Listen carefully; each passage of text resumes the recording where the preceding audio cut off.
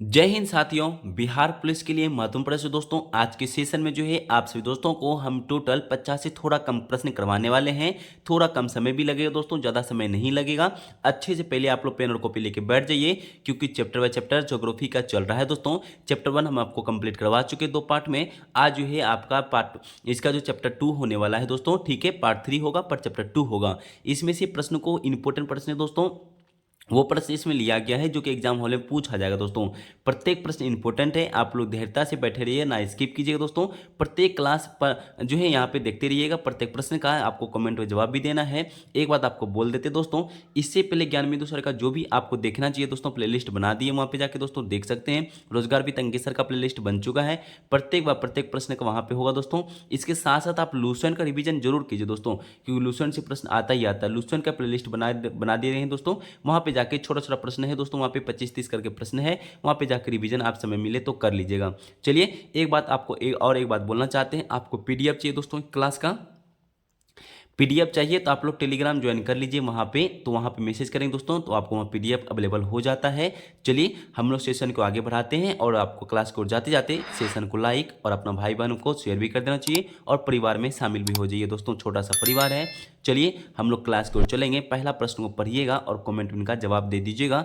चलिए, लगातार करते हैं प्रश्न को दोस्तों। पहला प्रश्न को पढ़िएगा दोस्तों, यहाँ पे पहला प्रश्न इंपॉर्टेंट प्रश्न दोस्तों। ये प्रश्न कहता है, भारत का सबसे प्राचीन भूखंड क्या है? आपको बताना पड़े दोस्तों, राइट आंसर बता दीजिए कमेंट में।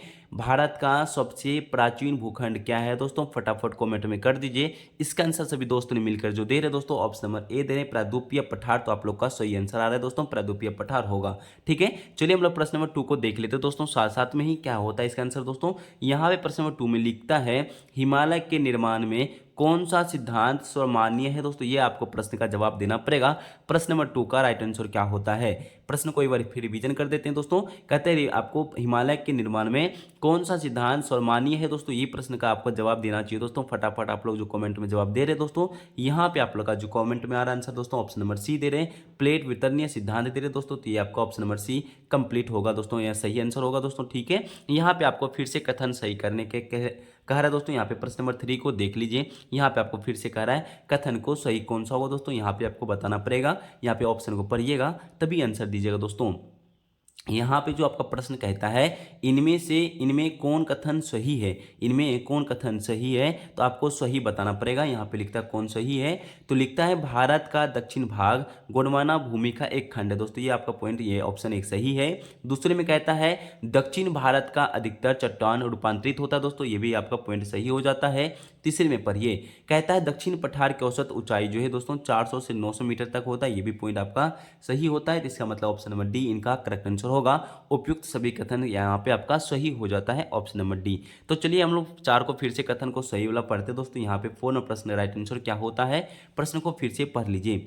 इनमें से कथन कौन सही है, यहाँ पे आपको बताना पड़ेगा। 1 नंबर प्रश्न में लिखता है कि भारत की तटीय भाग में साकरे मैदान मिलते हैं, क्या 4 का ये सही दिख रहा है आपको? चलिए यहाँ पे देखते हैं दोस्तों, यहाँ पे सही नहीं, आपसे नहीं पूछा है दोस्तों, ये तो पॉइंट आपका सही है, आप नहीं पूछा ये तो आपका सही है दोस्तों। ठीक है, दूसरे में लिखा है भारत के उत्तरी भाग में जलोढ़ मिट्टी मिलती है, हाँ ये तो मिलता है दोस्तों, यहाँ पे आपका पॉइंट सही है। तीसरे में लिखा है कि हिमालय का पहाड़ी भाग भारत का सबसे पुराना भूखंड है, ये भूखंड तो नहीं है दोस्तों, ये पूछ रहा है कि सबसे पुराना भाग जो है किसमें है, तो आपको गोंडवाना भूमि में शामिल है, ये आपका ऑप्शन जो गलत हो जाता है सी नंबर दोस्तों यहाँ पे। ठीक है, डी में लिखा है कि मालवा पठार अरावली विधांचल के बीच में दोस्तों, ये भी पॉइंट आपका सही होता है।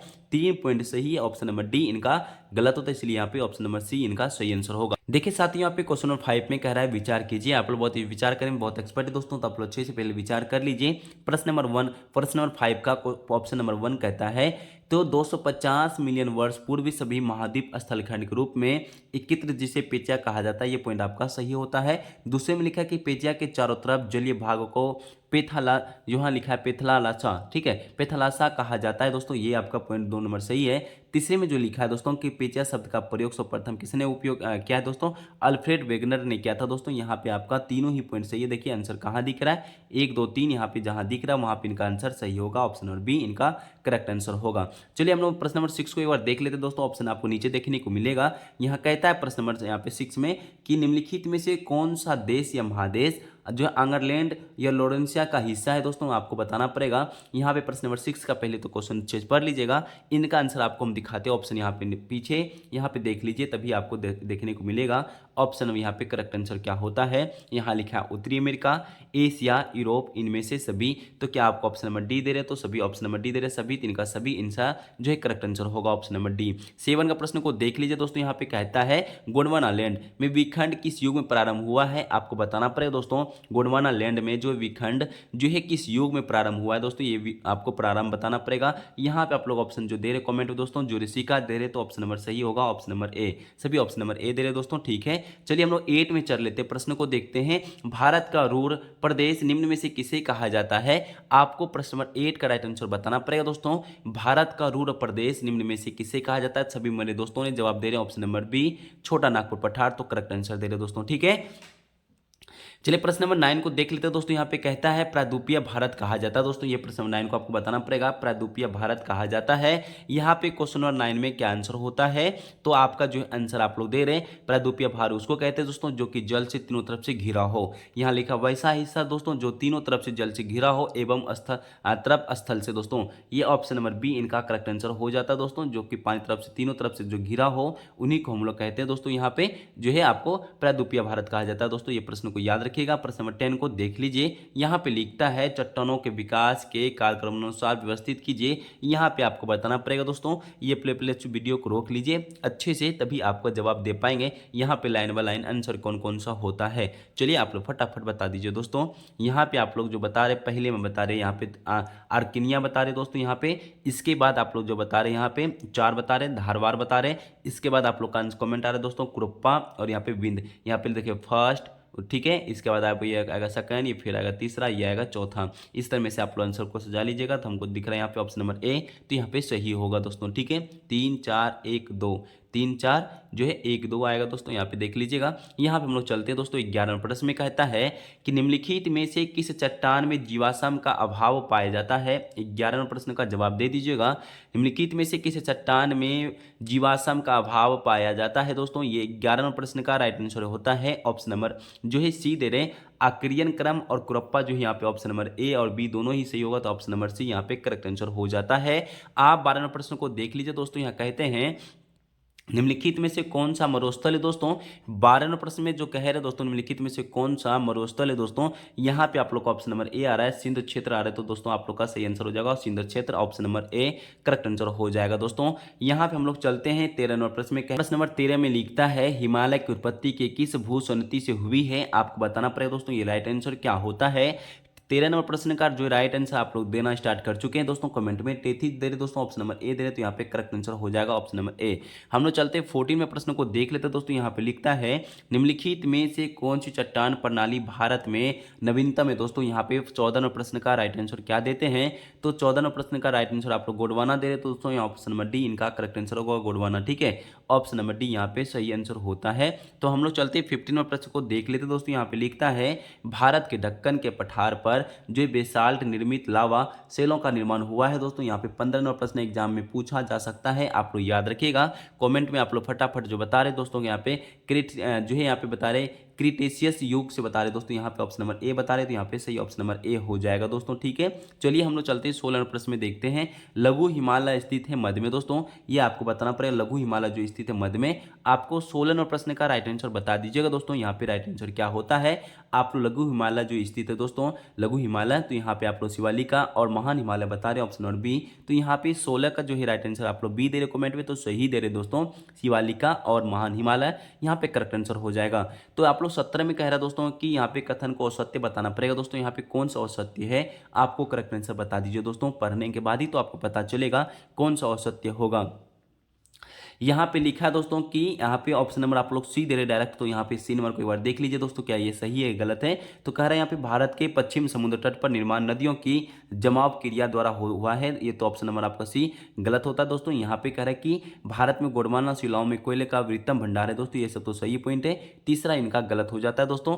चलिए हम लोग चलते हैं 18वें प्रश्न में, कहता है गोंडवाना लैंड को टूटने का क्रम प्रारंभ हुआ है दोस्तों। यहाँ पे आपको राइट आंसर बता दीजिए। 18वें प्रश्न का राइट आंसर आप लोग बता रहे, जो जो कमेंट करें दोस्तों यहाँ पे आंसर, गोंडवाना लैंड टूटने का क्रम प्रारंभ हुआ था जुरासिक युग से हुआ है दोस्तों। यहाँ पे ऑप्शन नंबर बी दे रहे हैं, तो आप लोग का सही आ रहा है, आप लोग बी दे रहे हैं कमेंट में, इसका मतलब ये सही आंसर दे रहे हैं आप लोग, ठीक है। यहाँ पे 19 का जो है राइट आंसर देते दोस्तों, निम्नलिखित में भारत में जो है कोयला उत्पन्न करने वाला भौमिक जो है भौमिकीय समूह है दोस्तों, आपको बताना पड़ेगा।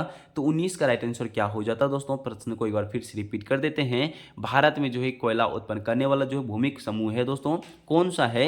19 का राइट आंसर आप लोग जो गोंडवाना कमेंट में लिख रहे हैं दोस्तों, यहाँ पे आपका सही आंसर होता है गोंडवाना, इनका करेक्ट आंसर हो जाएगा दोस्तों, ठीक है। चलिए हम लोग 20वें प्रश्न को देख लेते हैं एक बार। तो यहाँ पे लिखता है कि भारत में जो है उपवन पूरा चुंबकीय परिणामों को संकेत मिलते हैं, भूतकाल में जो है भारतीय स्थल पिंड का सरका है दोस्तों। ये पे 20वें प्रश्न को पहले रोक लीजिए और राइट आंसर बता दीजिए दोस्तों। ये सभी मेरे दोस्तों ने जो कमेंट में कर रहे हैं उत्तर को, यहाँ पे राइट आंसर होगा ऑप्शन नंबर ए, तो आप लोग का सही आंसर होगा। तो चलिए हम लोग 21वें प्रश्न को देख लेते हैं दोस्तों, यहाँ पे क्या कहता है। तो आप देखिए साथियों, यहाँ पे सूची 1 और सूची 2 को मिलाने के लिए कह रहा है सुमिलित कीजिए दोस्तों। यहाँ पे कह रहा है सुमिलित कीजिए, सूचियों के नीचे दिए कोड का प्रयोग करके सही उत्तर को चयन कीजिए दोस्तों। ये आपको सूची 1 और सूची 2 को मिलान करने के लिए कह रहा है दोस्तों, मिलान कीजिए। आप लोग तो मेरे दोस्त सभी एक्सपर्ट है दोस्तों मिलान करने में, तो फटाफट मिलान करके आप लोग कमेंट में आंसर बता दीजिए। चलिए हम आपको बताने की कोशिश करते हैं दोस्तों। यहाँ पे लिखा है ढक्कन ट्रैप, इनका जो है राइट आंसर हो जाता है दोस्तों 1 का 3 आप लोग दे रहे हैं दोस्तों कमेंट में, सही दे रहे हैं दोस्तों। पश्चिमी घाट का क्या दे रहे हैं दोस्तों, आप लोग पश्चिमी घाट का दे रहे हैं, उत्तर जो है नूतन दे रहे दोस्तों, ठीक है। आपको अरावली का राइट आंसर आप लोग क्या देते दोस्तों, अरावली का आप लोग दे रहे दोस्तों। यहाँ पे ऑप्शन नंबर जो दे रहे 2 नंबर दे रहे, तो यहाँ पे सही दे रहे हैं। नर्मदा ताप्ती जलोढ़ निक्षेप का क्या दे रहे दोस्तों, अत्यंत न्यूटन दे रहे दोस्तों। यहाँ पे जो है डी का जो है 5 नंबर आंसर दे रहे दोस्तों। यहाँ पे आप लोग का जो आंसर आप लोग एक बार मिलान कर लीजिएगा, तो ऑप्शन नंबर जो है बी नंबर इनका सही दिख रहा है दोस्तों। यहाँ पे बी नंबर आप लोग टिक कर लीजिएगा दोस्तों। चलिए आप लोग याद रख लीजिएगा। यहाँ पे 22वां नंबर प्रश्न को एक बार देख लेते दोस्तों, शिवालिक श्रेणी का निर्माण हुआ है, तो राइट आंसर क्या होगा। तो आप लोग जो दे रहे दोस्तों सोनोजोइक दे रहे दोस्तों, यहाँ पे ऑप्शन नंबर डी दे रहे, तो यहाँ पे correct answer option number D हो जाए। कमेंट में जो आप लोग लिख रहे थे दोस्तों 22 का आंसर ऑप्शन नंबर डी होगा। 23 का प्रश्न को देख लीजिए दोस्तों, यहाँ पे लिखता है कि भारतीय उपमहाद्वीप मूलतः एक विशाल भूखंड का भाग था, जिसे कहते हैं दोस्तों, यहाँ पे क्या कहते हैं आप लोग बता दीजिए। तो मेरे दोस्तों का सभी का कमेंट आना स्टार्ट हो चुका है कमेंट में। तो यहाँ पे गोंडवाना लैंड दे रहे दोस्तों, यहाँ तो ऑप्शन नंबर डी इनका करेक्ट आंसर हो जाता है दोस्तों। और 23 का ऑप्शन नंबर डी सही था दोस्तों। देखिए आज के सेशन में थोड़ा कम प्रश्न था दोस्तों, 23 में से आज आप कितना सही कर पाए दोस्तों, आप लोग जरूर बता दीजिएगा। देखिए 23 प्रश्न तो कम था, पर इंपॉर्टेंट प्रश्न था। जो प्रश्न है दोस्तों की एग्जाम हॉल में आपको देखने को मिलेगा, इसलिए करें दोस्तों अच्छे से रिवीजन कीजिए, अच्छे से याद कीजिए, क्योंकि आप सभी एग्जाम के लिए बहुत इंपॉर्टेंट प्रश्न रहता है। सभी दोस्तों को यहाँ पे आपको यहाँ तक बने रहने के लिए दिल से धन्यवाद करेंगे। और क्लास को सेशन को लाइक ना के दोस्तों तो कर लीजिए, अपने परिवार में शामिल हो जाइए, न्यू जो मेरे भाई बहन हैं, और अपना भाई बहन को शेयर भी कर दीजिए जाते जाते। सभी दोस्तों को दिल से धन्यवाद करेंगे फिर से। जय हिंद, जय भारत, वंदे मातरम।